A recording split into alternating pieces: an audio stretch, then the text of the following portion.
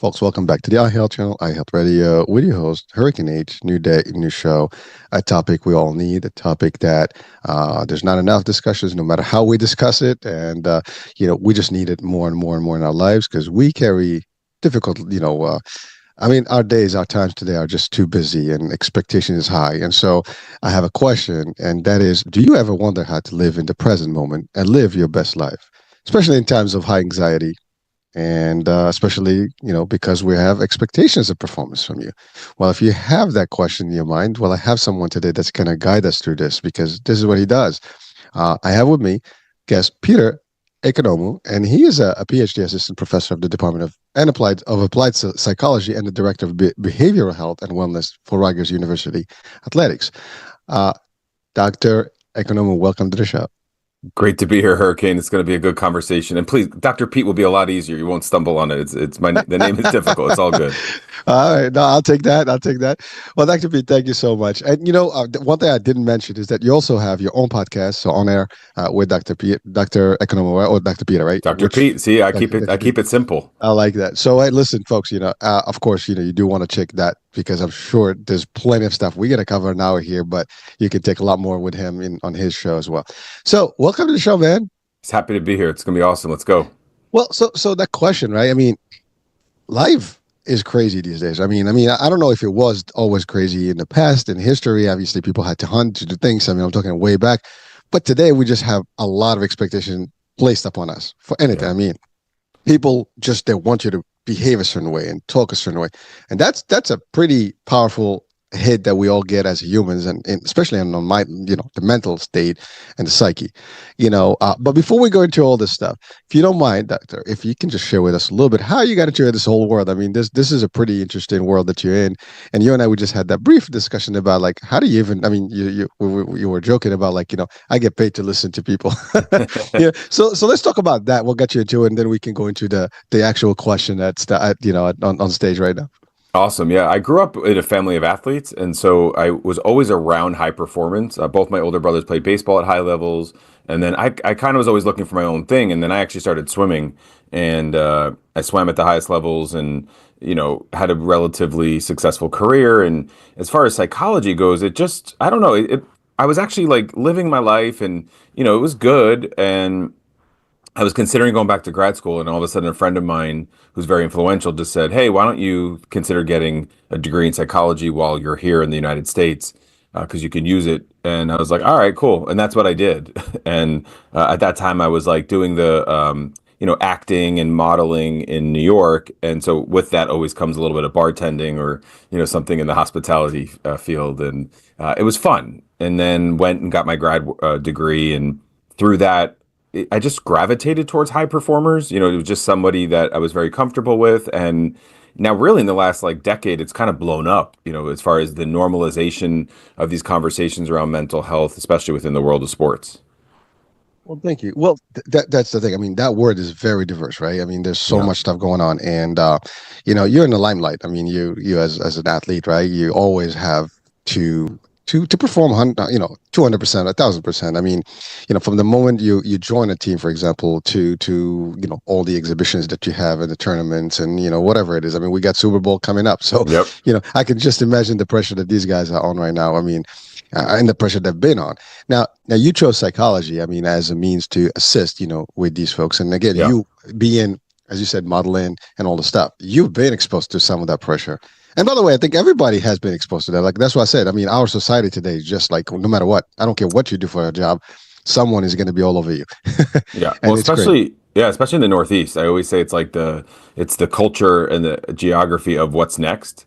So like, what's the next best job? What's the next best house? What's the next best partner romantically? It's really hard to kind of understand when you've arrived at success, because it's a finish line that's constantly moving. Wow. Well, that is true. Again, I would say Northeast and probably the other side. The West, like the LA area. Well, we talked about that actually. So my other podcast is When East Meets West, and my co-host there, Dr. Rubin, like we talked about that because we do look at like the East Coast, West Coast differences, but also like Eastern spirituality that's now the mindfulness stuff that I'm sure we'll talk about today. And so it is probably in LA, but New York area is definitely more prominent.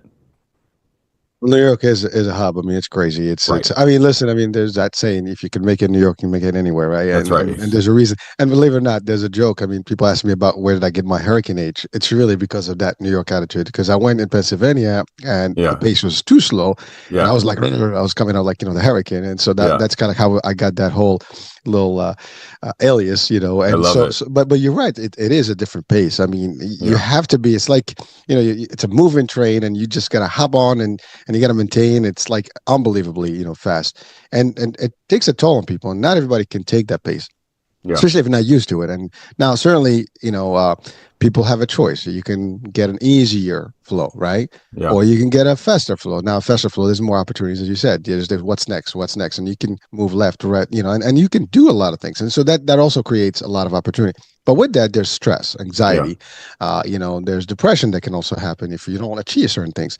Now, in the world of athletics and sports, what are some of the key components that these athletes have to really be aware of and careful from?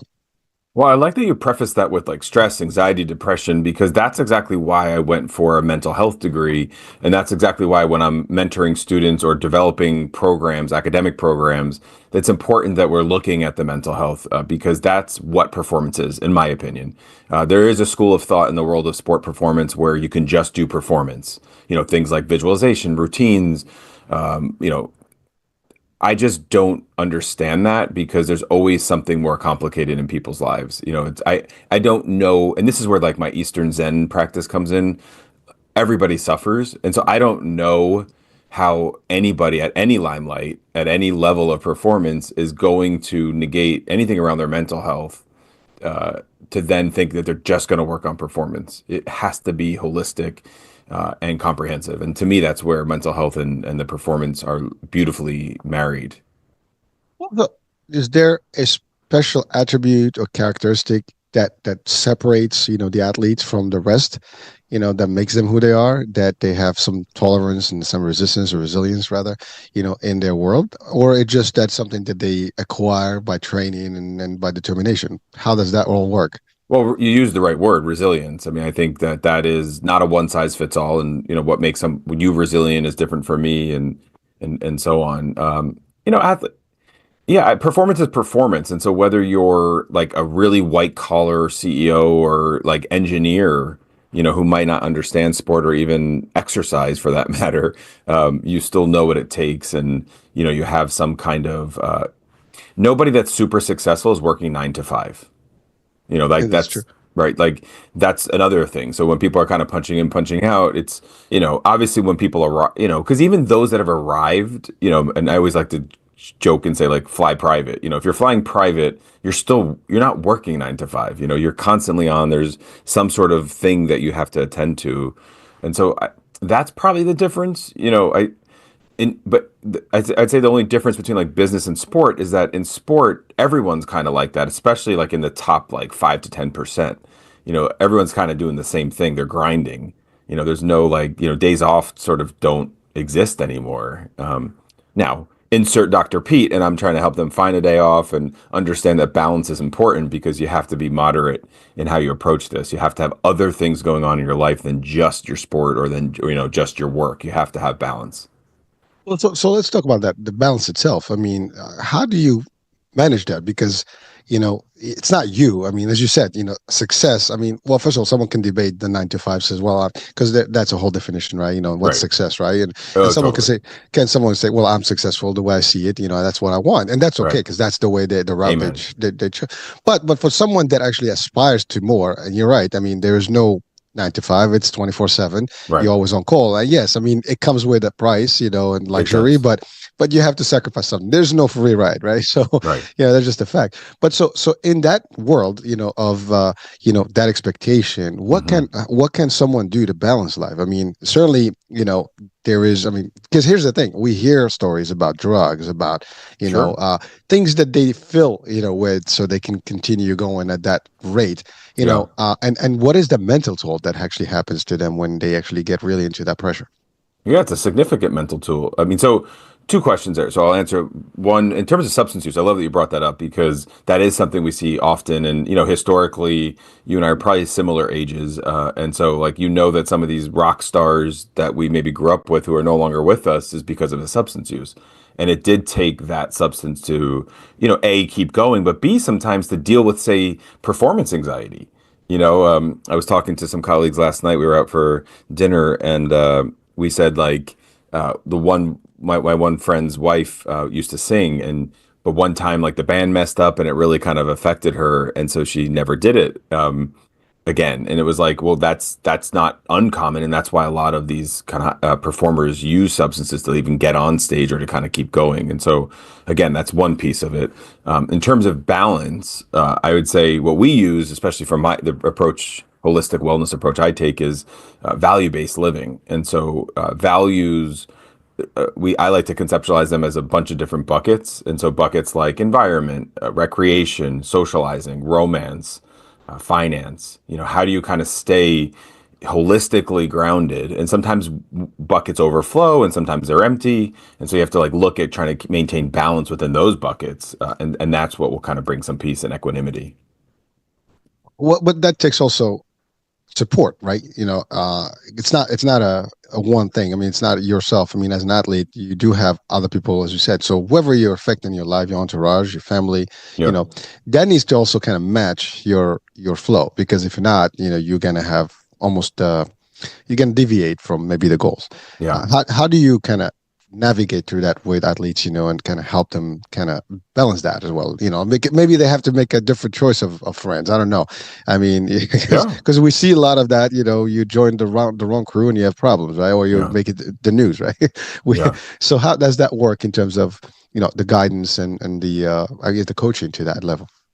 Yeah, value-based living doesn't mean you just stay with people because they're loyal to you, or you evaluate things. You're constantly evaluating things, and we are communal beings, but there's an assumption that we need other people, and I agree that we do, but I think the work I do is helping people figure out themselves individually, and personally without other people, and then connect with, thereafter, and not ever, show me a family, Hurricane, that's not dysfunctional.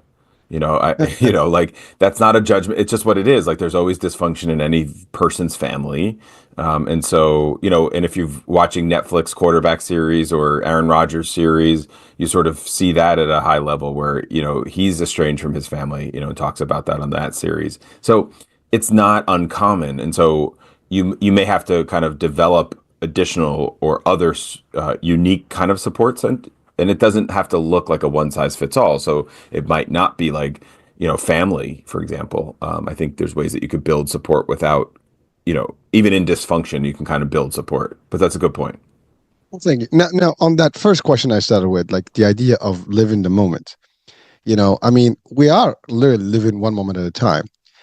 But for an athlete, for example, they have to always be ahead of the game. While you live in the moment, you still have to figure out everything. And by the way, not just an athlete. I mean, if you're, as you said, a successful person, Hmm. you always are planning for the next move, as you said, especially in the East. And by the way, that applies to a lot of other places around the world. I mean, this show is worldwide. So someone can say, well, this is not just you guys. I mean, we have that in Europe. We have this in the Sure. Middle East. We have this in Asia, right? So, I mean, you look at a place like Japan.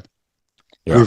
They're super fast. I mean, they're just like they're robotic in a lot of ways, Yeah. right? I mean, but that's how they develop their culture in terms of the modern age, right? So it's a lot Mhm. of stuff's going on.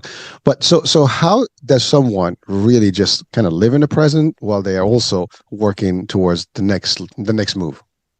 Well, when you said that everyone's in the present moment, I think that is one of the hardest things to actually do. So I don't know that in today's world we're actually in the present moment. I think, and that's my Eastern stuff coming into my training and meditation, because a lot of us, the suffering that we have is from holding on to something from the past or worry about the future. And I think one of the hardest things is like, say, for an athlete, how do I actually stay in the present moment? Which means if I just messed up a big play in the Super Bowl, how do I let that go and get on to the next play? That's really what makes that is what optimizes performance. And if that were easy, we would have more elite athletes because we beat ourselves up. And so, we are the skill of letting that go is absolutely one of the most challenging thing for people to do.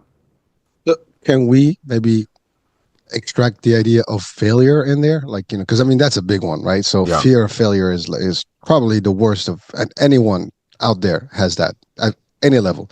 And I Yeah. think for the athletes, as you said, I mean, if you fail, a moment or a move or a Hmm. play, that can really affect you negatively. And we can see it. Sometimes someone makes the wrong move, and if Yeah. if somebody looks at them or like screams at them, whatever, they might just kind of lose the cool, and then therefore their performance sucks after that, right? So Yeah. how what kind of training rather Yeah. that will take to get someone to really focus and not, look at that part. I mean, certainly as you said, and I love what you said because that's true. I mean, we tend to hang on to the past, and that creates Yeah. a lot of anxiety, depression, and we Yeah. tend to also, worry about the future. That creates the anxiety piece. But to balance it out, especially when someone is afraid that, if I make the wrong move, how am I going to be judged? I mean, Yeah. again, the Super Bowl is a good example. Everybody's got expectations from these teams, and Yeah. tomorrow, whatever the case may be, well, not tomorrow, the following week, it's going to be Yeah. rough, right? It's Yeah. going to be a lot. The preparation right now is going to be Sure. just brutal for them, Hmm. and so all this. So how do we kind of get someone to kind of really, from your perspective, of course, and are there any techniques that apply to, maybe they can even be like not stolen, but borrowed Yeah. to other type of industries or other types of jobs? Well, that's why I'm here. I mean, I love getting the message out and for ways to practice and absolute like I work with a lot of Fortune 10 companies and they'll bring in just for whether it's a diagnosis of what's going on in the organization or just some sort of improved performance. And so it's not a one size fits all. But I think it just really takes people to be able to understand sort of what it is. You talked about fear of failure, and that is something. I'll say that there's also the other side of it, where it's fear of success. And so some Uh, people are really fearful of actually succeeding, because of their core belief. Their core belief might be like, I'm not good enough, or depending on what kind of trauma or their family challenges that they may have had, it kind of rewrites how we see ourselves at the core. And I do see that often where there could equally be a fear of success. well, so doctor, you mentioned something like about mindfulness, Yeah. right? So how does that even get into the discussion? I mean, being mindful, it's pretty deep. I mean, what Yeah. does that mean? I mean, how does someone know that they're mindful of things and their presence and their really existence in a way, right? Yeah. And again, that goes back to that moment. We exist one moment at a time. Yet, yes, Yeah. we do link to the past and the previous moments, and maybe are eager for the next one. But really, being mindful. I mean, it reminds me of Star Wars. Be mindful of your surroundings, right? Yeah, that's right. Yep. So how does that work? In the Yeah. real world of athletes in general.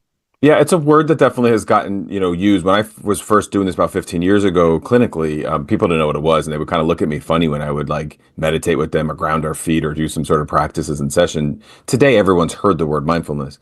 John Kabat-Zinn defined it as doing what you do on purpose, in the present moment and without judgment. And so I'll break that down. Whatever you're doing, on purpose, meaning if I'm just peeling the potatoes, just peel the potatoes. Like you don't have to be thinking about the salmon and are they going to like it, and just do what you're doing on purpose because you want to cook, you need to eat, you need to nourish your body. In the present moment, feel your feet when you're peeling the potatoes, smell the potatoes, where the potato come from, who picked it, watch the skin come off of it as you're peeling it. And do that also in the present moment where you're like not you're letting go. If you had an argument with your boss at work from the past, or you're worried about who's even coming over for dinner, just stay in the present moment and do so without judgment. And so that's the other piece of this that's really hard for high performers, and humans. Humans are meant to judge. That's our frontal lobe. That's developmentally kind of keeps us alive as a species. So you want to know what's right and wrong and dangerous and not. But the brain's not always right. The brain, will judge things in all kinds of ways. So building a relationship with that part of your brain that's always judging is really key. Well, I mean, it sounds like we have to immerse ourselves into that particular thing that you focus on, because there's two schools of thoughts out there, right? There's like, someone can be focused, laser focused, and Mhm. someone there's also the school like, well, multitasking, for example, do a lot of things at the same time. Sure. And so there's two different things. Is it, in your opinion, better to actually focus, as you said, to one thing and really just be mindful of the whole thing, as opposed to being mindful of a lot of things and not focus on anything? And Yeah. and if there is a difference, which strategy would we probably, be ideal for us? Well, research tells us we can only do one thing at a time. And so when people think they're multitasking, they're not. And so that's usually the biggest sort of awakening that I do with clients I work with because the brain's unable to attend to more than one thing. Now, there are listeners that are going to say, like, oh, this guy doesn't know what he's talking about. I just did five, this, and this morning. When you really break it down in neurologically, like all you can do is one thing at a time. And so trying to come to terms with that, accept that, and then work with that will make you more efficient. You could have lists or things to kind of keep you on task, but there is no such thing as multitasking. So I love that because you're right. It's the perception of doing, like, let's say we take this moment, I can be doing multiple things at the Sure. same time, but I am doing literally one thing at a time within that time frame. So, Correct. so it's really, I think that's where it gets lost. It's not like, yeah, you can do five things back to back, and a fairly small time frame, but you still are doing one thing at a time. Your brain is only activated one piece. You're moving one piece at a time. You're moving the other Right. one, the next, Hmm. and so on. So you're doing steps. And I think I love the way you said it because you're right. So, because there's a big debate about that. Like, Yeah.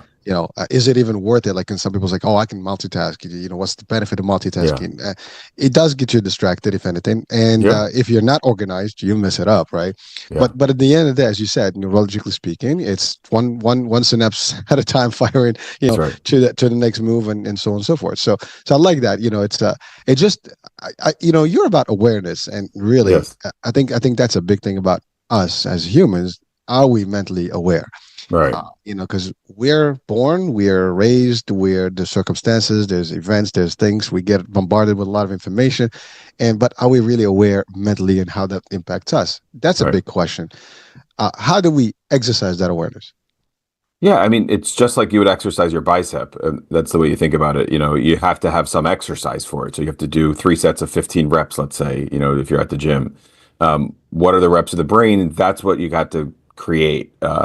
It could be something like art, some sort of practice that helps, meditation, of course, but something that's like getting your brain to change. And so that's where mindfulness comes in. I mean, there is research that shows that mindfulness will increase, say, gray matter density in the brain, shift the amygdala nucleus. There's areas of the brain that kind of help us regulate that will change once they're practicing these things for the brain. But helping people figure out what that is for them. It could be hiking, could be cooking.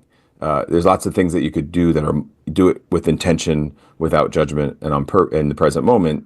That will help change your brain. Well, thank you. Well, so Doc, you work with athletes, right? And Hmm. let the Rutgers team, right? And now, let's say this is something that we probably all wonder about. A team, I mean, there's a lot of teams, right? When they play, not everybody wins. There's certainly one that fails, or they basically didn't make it. I mean, they got beat, right? How do you work the psyche with the team that actually, kind of didn't succeed for that game, and to bring him back again to the play, the next one and the next one? Because I mean, in tournaments, for example, you can have a bad day, and sometimes you can have bad days, back to back. How do you get them motivated enough to continue? That it's not, don't live in that moment in the past, that happened. How do you transfer their brain to really change the way they see themselves and potentially keep up? Because Yeah, I think that's a big problem for all of us. I mean, one little thing and then we kind of like fall back.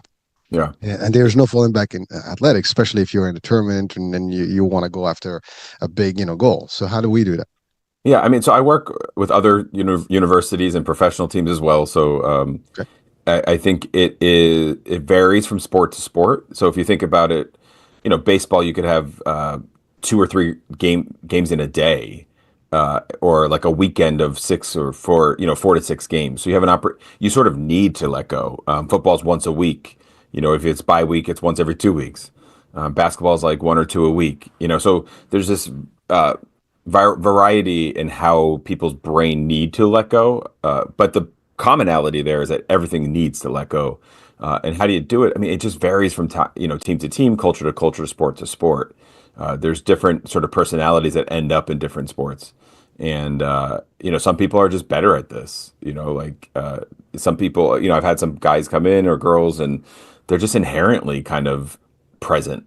You don't see it very often, but there are just some people, and those are usually very special people. Both, they're the teammate that is, super connected, or really able to kind of help the entire team kind of get where they need to get. But it takes practice, bottom line, and so if it's a team of 10 or 110, it's got to kind of trickle down. One of the things that I'm doing now at this point in my career is also working with executives like the C-suite, or even of professional teams or organizations or coaches, because that's the top-down approach. And so the healthier they are, the better that they'll be as well. And so kind of thinking about that holistically from the entire system. Well, the idea of, like, for example, in the corporate world, we use a lot of athletic, imagery Right. or leadership skills or training, concepts that are almost like interchangeable between the two. And Yes. I've used them in trainings myself. Like we, watch movies, for example, sports movies, and kind of depict the idea of leadership and Hmm. teamwork and so on and so forth. But what, again, there's the individual. So there's Hmm. that mental piece, but there's also the impact of the team itself, you Yeah. know, so that correlation, how does that even work in terms of just the connection? Because sometimes you can have a bad team because they're not willing to Sure. work with each other. Yeah. So how do we? And we see that in those trainings or these Yeah. kind of movies where you take a very dismantled group of people completely off, and you put them and mold them into this successful unit. Yeah. But it takes a lot of mental work to do that for them and for whoever's coaching. And by the way, that goes also for the corporate, because to get a team to be successful, and high performing, it takes a lot of work. It does, and that's the art of what we do. So some of that's borrowed from like organizational psychology, like thinking about the system at play. And so, on one hand, corporate has borrowed from sports because they like that the sports psychologists can come in and performance. But we learn a lot from organizational science, for sports. Looking at roles of people in the locker room, roles of people on the field, roles of people out in the community. Those are things that really impact that cohesiveness. And so that's what you're talking about, is how do you build connection within a team? There's an art and a science to it. And I think finding that sweet spot is one of the things that I guess people bring me in to do, is like helping them figure out what is the sweet spot to create that connection. And there's different strategies for doing that. And one thing that comes to mind is just like a shared mission, and it can't just be like win a Super Bowl, like, because that's just so generic. But I think coming in about, something that is like mission oriented, kind of feels, makes people feel like they're part of the system, is key. And we can learn from Silicon Valley around some of that, because wellness is also a big piece of this. So it's not just grind, grind, grind. I mean, you got to grind, but you also have to have the meditation room and the snack bar, and the gym, and creating the environment that says, hey, we want you to be well. Well, so you mentioned meditation and Zen, a couple of Hmm. times. So it sounds like that is a big part of who we are and what we should be doing to be better. Yeah. Yeah. What's your take on that? I mean, you mentioned a few times, so I know it's big, but Yeah. how what level should we really take into? I mean, if someone is watching right now, listening, and they have not even entertained the idea of that, what would you tell them? Because you obviously use it and it's Yeah. effective in the work you do. I guess for everyone else, we should all start. And by the way, this is something that came up many discussions over, Yeah. where there's almost a discussion about some sort of meditation level. So if you can just reinforce that for our audiences. Yeah, it's powerful. I mean, the thing about it is, like, doing bicep curls, you'll see the outcome of that, in a short amount of time. Like, you'll get stronger bicep, maybe it gets a little bit bigger. You can see it. It's very measurable. It's really hard to measure the outcome of meditation. Like, no one could see their brain. We have some imaging, but I'm not sure that anybody has access to an MRI machine just for fun. It's not a really easy concept. Or even just looking at like the activity of the brain. There's definitely some brain neurocatch or other sort of mechanisms out there that help, say, like an EEG or EKG, to like look at how the brain is operating. These are things that, again, don't the general population don't understand. But meditation absolutely has positive impact on all these faculties of the body. And I've never heard anyone say, "Oh, I really wish I didn't just meditate this morning." I had an athlete just say to me yesterday, "I know I felt best when I was meditating regularly." and I just fell off a little bit. And that's okay. Like you will fall off, like anything else. There's sometimes, you have a really great week of eating, and then you just kind of binge a little bit or get off the wagon. That's cool. Like that's fine. Just get back on. That's all. Like that's what's key. So the frequency should be a consistent one, not like every now and then, just because if not, you'll lose the flavor of that, right? Maybe, I mean, I start with whatever. Yeah, I think anything's better than nothing. And so if it is Fair. infrequent, cool. Like that's sort of the approach. Ideally, so my practice is typically about uh at this point with my schedule, like 20, 30 minutes in the morning, 20, 30 minutes at night. And so, historically you did it at sunrise and sunset. And so, some sort of cadence like that is probably the best. But if it's 30 seconds, that's fine. Like if it's a minute, if it's just that moment to just say, I'm going to slow down for a second, put my devices down and just be, that's helpful. Well, so what would you tell someone who says, "I don't have time"? I mean, because Yeah. that's the biggest excuse we hear all the time. Like, "Oh, there's no time." I Yeah. mean, we should make the time for these things, and I think that's the biggest part of sacrificing certain things for better things. And this is one that you want to kind of replace whatever it is you're doing. This is Yeah. something like that, and working out, for example, are almost the mandatory pieces of our lives. Non-negotiables. Yeah. I love that non-negotiable. Yeah. Yeah. Yeah. There's always time. I mean, I work with, again, very high performing folks that are doing big things, and everyone can find time.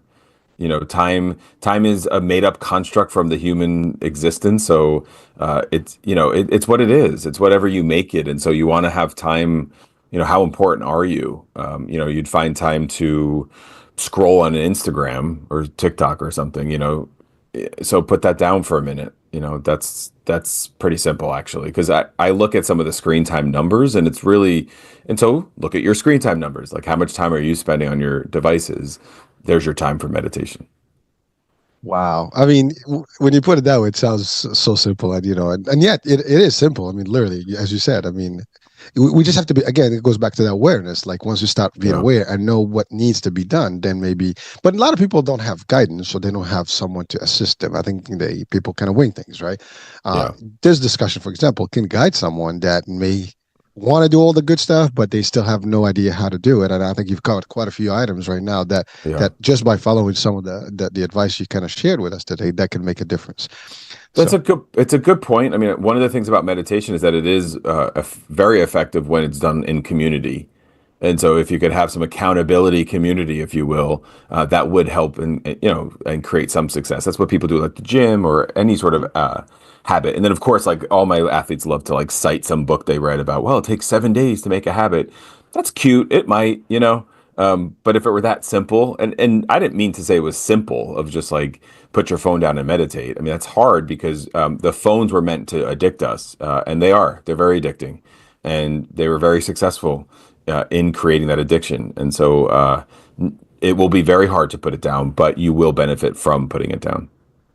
well, thank you. Now you talking in the context of ruggers and younger folks, right? Mhm. I mean, when you're at that age, in college days and stuff, I mean, it takes, you're still, the future is ahead of you.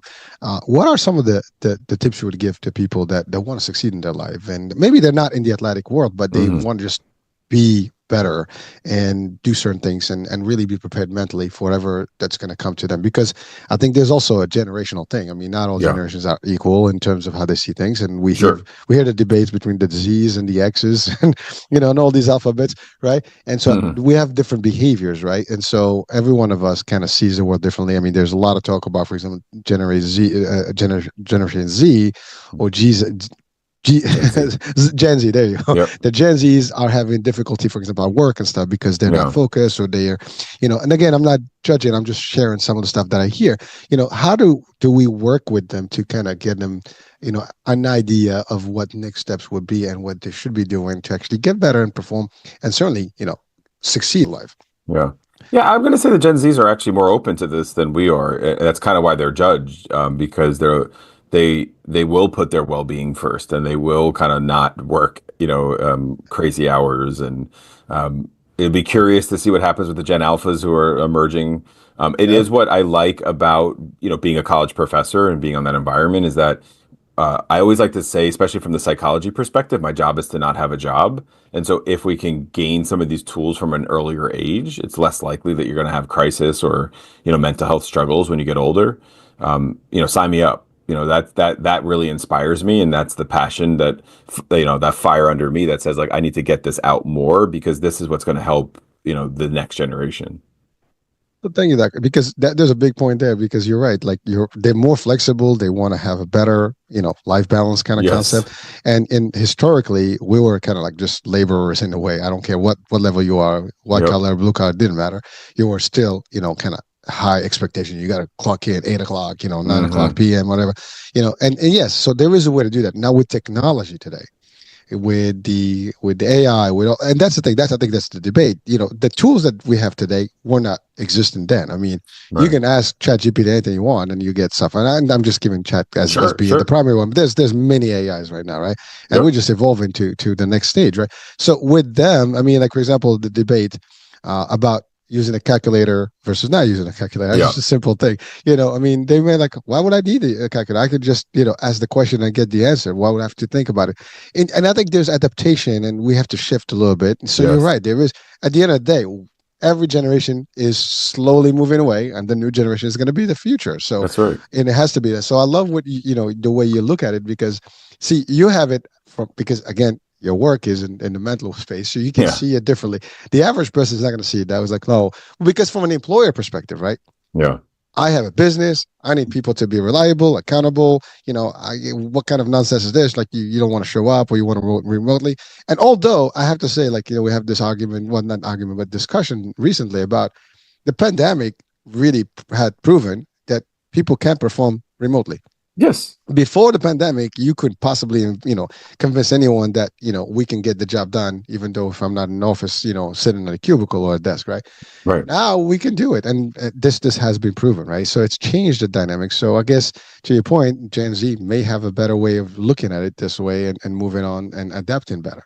So the other adaptation to the new stuff Yeah. and the constant improvement in technology innovation is going to shift, how we do things, whether in athletics or Totally. in business. And we see that, of course. I mean, so, but it's a matter of just like, these generation things. It's more about just adapting. I mean, I think there's a lot of people that are reluctant in change, and change is kind of like, it's a Oh, must. we totally. we need to accept change, and unfortunately I think we all kind of hold on to some of our anchors from the Yes. past, like but it's a fact, right? I mean, do you find that is an actual truth about a lot of people out there that live it in the past, and really they don't want to move away from old Oh, styles of action? absolutely. Absolutely. People really dislike change. And so I love change, and that's kind of like a provocative thing to say. And, of course, I struggle with it from time to time, but the Zen meditation teaches us that everything's constantly changing, that nothing is forever. And so being able to let go and just not hold on to anything is really, really powerful. Well, thank you, Doc. So I know we're kind of restricted in time because you have Yeah. you have some stuff to do. But here's a question for you. Just as we're wrapping up, what would be some of the advice you would give to the audiences that are listening, especially the younger ones that want to really thrive? Yeah, look at your values. Are there things that are you're missing? What can you do to really commit to the next moment? Commit to things that are important to you. It's a tough world. I will say that. I think it's changed, and change is okay. I think right now there's a lot of like, social media that's looking at like The Simpsons or some of these other cartoons that were like predicting some of these life events and stuff. And um, conspiracy is cool to kind of engage in, but do so with boundaries. Do so in a healthy kind of way. Anything that's really consuming us is unhealthy. No matter what it is. I mean, even if it's wellness, if I'm consumed with wellness where I'm, eating so clean and everything I'm doing is so strict, that's not healthy. Nothing should be that absolute, because in life, there's not much that's absolute. And so just trying to kind of understand that, accept that, and that will bring us. And I mentioned earlier, like peace and equanimity. Maybe you don't want that, but I think sometimes that's what we're trying to figure out with my clients is like, what's a goal? And I think that peace is always something people want. Like I just want to put my head on the pillow and just sleep well, you know, that's real. It takes that piece and that work of just radical acceptance of who you are, and then living fully, with the present moment in your committed life will bring that. Thank you. So essentially, being minded is a big piece of all this. I mean, really, be open minded to everything. Understand that there's variations of things and a variety of things that can be available to us, and we just have to kind of move with the times and just be available. And to your point, no crazy stuff. Do not just overwhelm yourself in general, and therefore life can become a lot easier. Yeah, being open-minded, we call it psychological flexibility. Can I see the world from a different perspective? That's all. It's really hard to do, and that's just what I'm asking. Well, is that mindset? Is that what you're referring to? Well, Or yeah, it's probably part of it. I mean, mindset is also, about sort of goal-driven stuff, and growth mindset. Am I, do I want to grow, or am I, is my mindset that I'm perfectly okay where I am? Not one's better than the other. It's just understanding where your, mindset is in this moment. thank you. And we have a couple minutes quickly. Yep. Just one more thing. So, how can people work with you? I mean, obviously, you work with athletics, but you also work Yeah. with corporate and stuff. So, how do people interact with you, and what kind of program do you have for them? Yeah, officialdrpete.com. I mean, everything's there to access all aspects of me. So the professor job, the sports psychology job, the corporate coaching. And so, yeah, I also have a couple books. And so I wrote, one of my books, the first one is on mindfulness. So if anyone was interested in some of the things we talked about, it's a general workbook on how to do mindfulness.